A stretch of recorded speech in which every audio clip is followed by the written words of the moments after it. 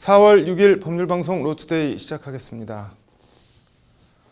변호사 소개 플랫폼 로톡의 변호사법 위반 혐의 고발 사건을 기존 서울 서초경찰서에서 서울특별시 경찰청 반부패 공공범죄수사대가 이첩받아 수사하고 있는 걸로 법률방송 취재 결과 확인됐습니다.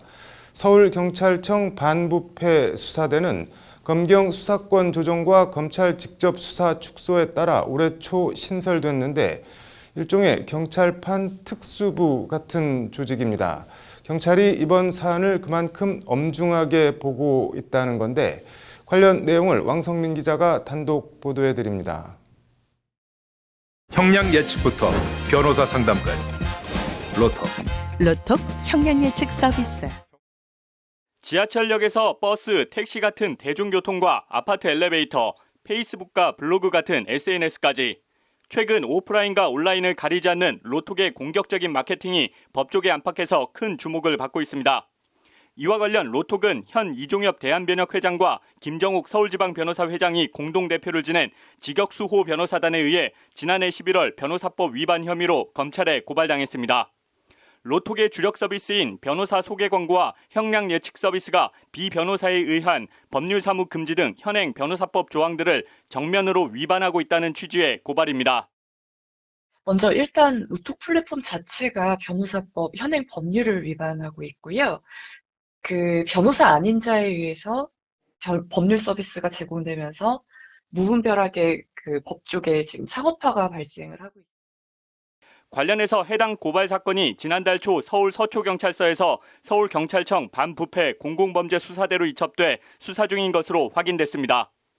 서울청 반부패 공공범죄수사대는 검찰 특수부 같은 개념으로 수사권 구조조정 및 경찰 조직 개편 이후 경찰의 특수수사 기능을 강화하기 위해 신설된 조직입니다. 반부패 사건이나 중대경제범죄, 공공의 이익에 관한 사건 등 사회적 관심이 높은 중량감 있는 사건을 주로 맡게 됩니다. 현재 김상조 전 청와대 정책실장의 부패 방지 권익위법 위반 혐의 고발 사건이나 김진욱 공수처장의 김영란법 위반 혐의 의혹 수사 등도 서울청 반부패 수사대가 맡아 진행하고 있습니다. 경찰이 이번 로톡 고발 사건을 그만큼 엄중하게 보고 있다는 것이 해당 고발 사건의 고발 보충서 제출 등 법률 지원 업무를 계속해서 수행하고 있는 서울변의 설명입니다. 무분별한 변호사 광고의 폐해는 결국 법률 소비자인 국민들에게 돌아간다는 점에서 엄정한 수사가 불가피하다는 겁니다. 결국 그로 인한 피해는 국민에게 돌아가게 됩니다. 그러니까 의뢰인 입장에서는 동일한 비용을 지출을 하는데 그게 일부는 플랫폼 운영비에 수요될 수밖에 없고 그 부분만큼 결국 의뢰인 입장에서는 질 낮은 법률 서비스를 제공받습니다. 관련해서 서울변에는 지난 2월 로톡 운영사인 로엔컴퍼니 측에 변호사법 위반 행위 시정을 권고하는 경고성 공문을 발송하며 로톡을 거듭 압박했습니다. 나아가 지난달엔 로톡 광고 제작, 게시 대행 업체와 로톡 모델 소속사, 광고를 게재한 서울교통공사 등의 로톡 광고가 변호사법 위반 행위임을 주지하는 공문을 보내는 등 수위와 강도를 높여가며 전방위적으로 대응하고 있습니다. 이와 관련 로톡 관계자는 법률방송 질의에 서울변회에서 서울교통공사 등에 공문을 전달했다는 사실을 알고 있다며 로엔컴퍼니는 변호사법을 상시 검토하고 준수하고 있고 로톡 광고 역시 변호사법을 엄격히 준수하여 제작 및 집행하고 있다는 입장을 밝혀왔습니다. 이 관계자는 그러면서 광고 집행과 관련된 당사자들에게도 이러한 내용에 대해 충분한 설명이 이루어졌고 이를 바탕으로 현재 광고는 계속 게재되고 있다며 추후에도 로엔컴퍼니는 광고 및 그 외 진행되는 전 과정에 있어서 변호사법을 엄격히 준수해 나갈 예정이라고 덧붙였습니다. 또 사건이 서울청 반부패 수사대로 이첩된 데 대해 이 관계자는 로엔컴퍼니는 사건 접수 처음부터 지금까지 일관적으로 위법이 아니다라는 점을 성실히 소명하고 있다며 지난번과 마찬가지로 합법적인 서비스라는 결론이 나올 것으로 기대하고 있다고 말했습니다. 로톡 측의 이 같은 해명에도 서울변에는 엄정 대응 방침을 거듭 천명하며 공세의 고삐를 늦추지 않고 있습니다. 로톡이 제공하는 AI 형량 예측이 잘못된 결과를 제공하고 잘못된 초동 대처로 인해 수사 및 공판 과정에서 불이익이 발생할 경우 그 책임은 누가 질 수 있냐며 무분별한 로톡 광고는 제한되어야 한다고 목소리를 높였습니다. 먼저 요즘에 이제 길거리에 콩밥 식당 광고가 굉장히 많이 보이는데요. 사실 이 콩밥식당 광고는 그 한 사람의 인생에서 가장 심각한 일인 형사 문제를 희화화하고 있습니다. 비 변호사가 광고 규제를 잠탈하는 문제에 대해서 강경하게 대응하고자 형사 고발을 포함해서 다각도의 대안을 마련하고 진행하고 있습니다. 서울변의 강경 대응 입장과는 별개로 대한변협도 이달 중 로톡 등 사설 법률 플랫폼에 대한 강도 높은 별도의 대응책을 내놓을 예정이어서 법률 플랫폼을 둘러싼 논란은 더욱 격화될 것으로 보입니다. 법률방송 왕성민입니다. 의대 정원 확대 등 정부 의료 정책에 반발해 지난해 의사 국가시험을 거부한 의대생들에 대해 정부가 올해 초 의사 국시를 응시할 수 있도록 일종의 구제 조치를 취해 주었는데요. 여기서 떨어진 의대생들이 정부 방침에 반대해 행정소송을 낸다고 하는데 이번엔 또 어떤 문제나 논란이 있는 걸까요? 의료계 내에서도 의견이 분분한데 어떤 내용인지 법률방송이 양측 의견을 들어봤습니다. 리포트 보시고 판단해 보시죠. 장한지 기자의 보도입니다. 1월에 치러진 재시험에서 합격한 의대생은 2,643명, 합격률은 97.6%를 기록했습니다. 그런데 이 재시험에서 떨어진 66명의 불합격자 가운데 상당수가 복지부를 상대로 행정소송을 준비하고 있습니다. 복지부가 올해 초 치러진 재시험 불합격자는 올해 9월에 치러지는 시험에 응시할 수 없도록 제한했는데 이에 불복해 소송을 내는 겁니다. 네, 그런데 이제 이번 1, 2월 달에 시험 친 친구들은 만약에 시험에 합격을 못한 친구들은 9월 달에 시험이 또 원래 이제 예정이 돼 있는데 그 시험에 응시를 못한다고 고시를 했어요, 복지부에서. 복지부는 지난해 재응시 기회를 열어주며 올해 1월 의사국시 불합격자는 올해 9월에 치러지는 국시에 응시할 수 없다는 점을 분명히 했습니다. 어쩔 수 없는 지금 어떤 상황 때문에 의료 인력 부족 때문에 1월에 재시험 기회를 주게 된 건데 재시험 기회 주기 전에 분명히 고지했으니까. 핵심 논란과 쟁점인 불합격자들에 대한 의사 국시 제한을 이른바 동일 회차 시험 제한으로 볼 수 있느냐입니다. 동일 회차 시험 제한은 쉽게 말해 같은 해에 의사 국시를 2번 반복해 응시할 수 없다는 원칙입니다. 관련해서 올해 1월 치러진 의사 국시는 지난해 9월 의사국시의 연장선상이지 2021년 새롭게 치러진 시험이 아니라는 게 행정소송을 내겠다는 쪽의 입장입니다. 따라서 올해 1월 불합격자도 올해 9월 치러지는 의사국시에 다시 응시할 수 있도록 해야 한다는 주장입니다.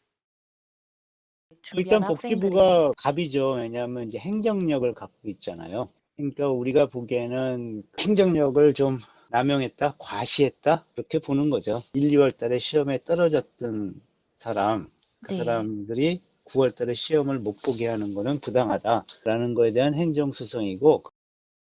반면 지난해 9월 치러진 의사국시는 그걸로 끝이 났고 올해 1월 치러진 시험은 그것 자체로 새로운 시험 기회를 준 것으로 봐야 한다는 반론이 있습니다. 분명히 불합격자는 올해 9월 의사국시엔 응시가 불가하다고 밝혔는데 같은 해에 또 시험 기회를 달라고 하는 건 억지라는 반박입니다. 떨어진 사람을 구제해주는 게 사실 이 재시험의 목적은 아니거든요. 이제 국민들이 필요로 하는 의료 인력이 부족했기 때문에 어쩔 수 없이 본인들이 응시를 하지 않았음에도 불구하고 이번에 또 편법으로 1월에 만들어준 거잖아요. 이에 대해서도 행정소송을 준비하는 측에선 복지부 정책에 반기를 들었던 의대생들을 상대로 일종의 복수를 하고 있다고 비판합니다. 그러니까 지금 이거 못 보게 하는 거는 순전히 이제 복지부가 야심차게 준비한 공공의대가 일단 지금 저지됐거든요. 그거에 대한 보복성이 훨씬 더 세다고 보는 거고 선생님들은 감정적인 조치고 이치에도 맞지 않고. 이에 대해서도 행정소송을 의아해하는 쪽에선 정부가 의대생들에게 복수를 하고 있다는 주장 자체가 근거가 희박한 비판이라고 반박합니다. 합격이 97%나 됐으면 실제로 뭐 난이도를 높였다고 말할 수도 없고 무슨 보복이라고 말할 수 있어요. 보복성으로 했으면 이렇게 합격시킬 수가 없죠. 그걸 가지고 문제 제기를 하면은 이거는 상당히 문제가 집단이기주의적인 차원으로만 읽히고. 이와 관련 대한의사협회 관계자는 법률방송과의 통화에서 복지부가 미리 공지를 했던 부분이니만큼 협회 내외부에서 관련 논의를 진행하고 있다며 말을 아꼈습니다.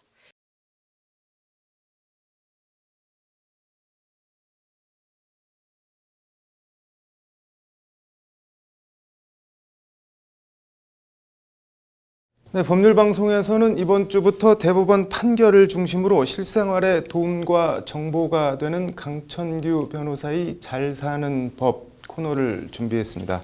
앞으로 의미 있는 주요 대법원 판결 소개해 주실 강천규 변호사 스튜디오에 모셨습니다. 강 변호사님 어서 오십시오. 안녕하십니까. 강천규 변호사입니다. 네, 먼저 오늘 첫 출연이신데 법률방송 시청자께 간단한 인사 말씀 한마디 부탁드릴게요. 예, 저는 대한법률구조공단에서 변호사로 근무를 했고 현재는 법무법인 YK에서 변호사로 재직하고 있습니다. 네. 이번 새롭게 신설되는 잘 사는 법 코너를 통해서 유익한 법률 정보를 알기 쉽게 전달해 드릴 수 있도록 노력하도록 하겠습니다. 네, 인사 말씀 잘 들었고 오늘 첫날인데 어떤 판결 가져오셨는지 궁금하네요. 네.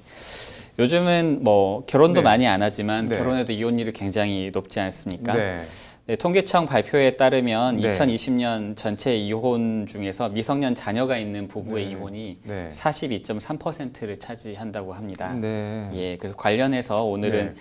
양육비 지급과 사용에 관해서 의미 있는 판결을 소개해 드리려고 합니다. 뭐 어떤 내용인가요? 예, 사안은 김모 씨가 배우자 이모 씨를 상대로 이혼 청구를 한 것인데요. 네. 본인의 자녀 김군에 대한 친권자 및 양육권자로 지정을 해주고 네. 양육비를 60만 원 지급해 달라고 하였습니다. 네. 이에 항소심 법원은 김 씨를 친권자 및 양육권자로 지정을 하면서도 네. 김 씨 명의의 새로운 계좌를 개설하고 네. 그 계좌 명의의 자녀 김군의 이름을 변기하고 네. 매월 10일에 김 씨가 30만 원, 네. 이 씨가 50만 원씩을 양육비로 해당 계좌에 입금을 하도록 결정을 하였습니다. 네. 그리고 또 특이한 것은 해당 계좌에 연결된 체크카드를 발급받아서요. 네. 그 체크카드로만 양육비를 사용할 수 있도록 그렇게 결정을 하였는데 네. 이 부분이 양육비 비용에 관한 법리를 오해했다는 이유로 상고를 네. 한 사안입니다. 양육비를 체크카드로 쓰라는 것이 문제가 되는 건가요? 체크카드 자체가 문제가 되진 않는데요. 네. 우선은 통상의 양육비 심판에서는 네. 부모 중 일방을 친권자 및 양육권자로 지정을 하면 네. 양육을 하지 않은 상대방에게 얼마를 지급하라 네. 이런 식으로 판결이 납니다. 네. 근데 이 사건은 좀 특이하게도 자녀를 양육하는 양육자에게도 30만 원, 네. 비양육자에게 50만 원을 그 계좌에 입금하라고 한 것이 특이한데요. 네. 그 또 한 가지는 친권자 및 양육권자로 지정된 김모 씨 명의의 새로운 계좌를 개설을 해서 네. 그 계좌에 부모 쌍방이 정해진 양육비를 입금하도록 하고 네. 계좌에 연결된 체크카드를 만들어서 체크카드로만 양육비를 사용하도록 한 점이 양육자의 재량을 너무 침해하고 네. 부담을 주는 것은 아닌가 하는 것이 문제가 되었습니다. 네. 나아가서 이 판결에서는 양육자가 매년 분기별로 네. 정기적으로 양육비 사용 내역을 네. 비양육자에게 알려주어야 한다고 의무를 부과했는데 네. 이것이 양육자에게 너무 큰 부담을 지우는 것은 아닌지도 문제가 되었습니다. 항소심 재판부는 근데 왜 굳이 이렇게 특이하게 판결을 했을까요? 그러면은? 항소심 재판부가 워낙 많은 사건을 담당했기 때문에 그런 네. 것 같은데요. 네. 사실은 이혼을 하는 부부의 네. 경우에는 상대방에 대해서 좋은 감정을 가지고 있지 않은 경우가 대부분입니다. 네. 그래서 아이에게 양육비를 주는 것은 괜찮은데 네. 내가 준 양육비가 상대방이 사용하는 것은 절대 참을 수 없다. 이런 정서가 강한 것이죠. 네. 그래서 양육비가 제대로 지급되지 않는 케이스들을 보면 네. 깊이 들여다봤을 때 이런 문제가 기저에 작동하는 경우가 많이 네. 있습니다. 네. 그래서 항소심 재판부는 체크카드로만 양육비를 사용하도록 하고 네. 매년 분기별로 양육비 지출 내역을 알려주도록 한다고 하면 네. 양육비 미지급 등의 갈등이 발생하는 문제를 막을 수 있지 않을까 이렇게 아이디어를 낸 것으로 보입니다. 뭐 대법원은 어떻게 판단을 했나요? 여기에 대해서? 우리 대법원은 체크카드로만 양육비를 지출하도록 하는 방식이 네. 양육자가 자녀를 행복하고 이익이 되는 방향으로 양육할 재량을 지나치게 제한한다고 보았습니다. 네. 체크카드 이외의 방식으로 양육비를 지출해야 될 경우들이 있고 그런 것이 자녀에게 더 이익이 되는 경우들이 네. 있거든요. 네. 그리고 양육비 사용 방법에 대해서도 구체적인 사항에 대해서 합의가 되지 않았는데 네. 그 사용 내용만을 공개하도록 할 경우에는 네. 오히려 이것이 추가적인 분쟁을 일으킬 수 있는 우려가 있다고 지적을 하고 있습니다. 네. 왜 이런 곳에 양육비를 사용하였느냐는 분쟁의 불씨가 될 수 있다는 것이지요. 네. 그래서 의견이 잘 맞지 않아서 이혼에 이르게 된 것인데 네. 이런 점들을 고려하다고 보면 네. 양육비 사용 내역을 상대방에게 알려주는 것이 오히려 다툼의 소지가 될 수도 있을 것으로 보입니다. 네. 그럼 뭐 대법원 판결 취지를 뭐 어떻게 봐야 되는 건가요? 그것도 실제 양육을 담당하는 사람이 양육을 하는 현실적으로 고생을 많이 하는 점을 고려한 것으로 보입니다. 네. 그래서 체크카드로만 양육비를 사용하도록 한다든지 네. 양육비 사용 내역을 분기별로 공유하도록 한다든지 네. 양육자 본인도 양육비를 공동 사용 계좌에 넣으라고 하는 부분들이 네. 양육자에게 지나친 부담을 준다고 판단한 것으로 보입니다. 네. 사실은 이혼한 부부들은 이혼을 부부 관계에는 해소가 되었지만 부모와 네. 자식 관계에는 유지가 되는 것이거든요. 네. 그래서 자녀가 성년이 될 때까지 서로 네. 존중하고 협력해야 될 의무가 있는데 네. 대법원 판결은 그러한 서로의 어떤 짐을 좀 덜어주고 네. 현실적으로 도움을 주라는 네. 취지를 기본 바탕에 깔고 판결을 한 것이 아닌가 하는 생각이 듭니다. 네, 뭐 부부로서 인연은 끝났어도 아이 부모로서 의무와 역할은 사라지지 않는다는 말씀인 것 같네요. 오늘 잘 들었습니다. 감사합니다. 네, 이어서 법조계 소식 전해드리겠습니다. 공사 현장에서 사업주가 작업 전부를 여러 업체에 하도급을 줬더라도 안전사고가 발생했다면 사업주도 책임을 져야 한다는 대법원 판결이 나왔습니다. 사업주는 현장에서 자사 직원들이 근무하지 않아 안전관리 책임이 없다고 주장했지만 법원은 이를 받아들이지 않았습니다. 지자체 보조금을 원래 목적의 용도로 사용했다고 하더라도 처벌 규정이 없다면 해당 보조금을 환수할 수 없다고 법원이 판결했습니다. 광주고법은 이 사건 부당 사용에 관한 법령상 근거가 없다며 1심 패소 판결에 불복해 제주시가 낸 항소를 기각하고 1심 판결을 유지했습니다. 북한 기업이 524 대북 제재 조치로 한국 기업들에 받아야 할 물품 대금 54억 원을 받지 못했다며 한국 법원에 낸 1심 소송에서 패소했습니다. 북한 회사 위임을 받아 소송을 진행한 측에선 코로나 사태로 자료를 충분히 제출하지 못해 패소했다며 항소하겠다고 밝혔습니다. 벌레가 기어다닐 정도로 쓰레기와 오물이 가득 찬 집에 13살, 6살 남매를 방치한 40대 엄마가 1심에서 징역 2년 실형을 선고받았습니다.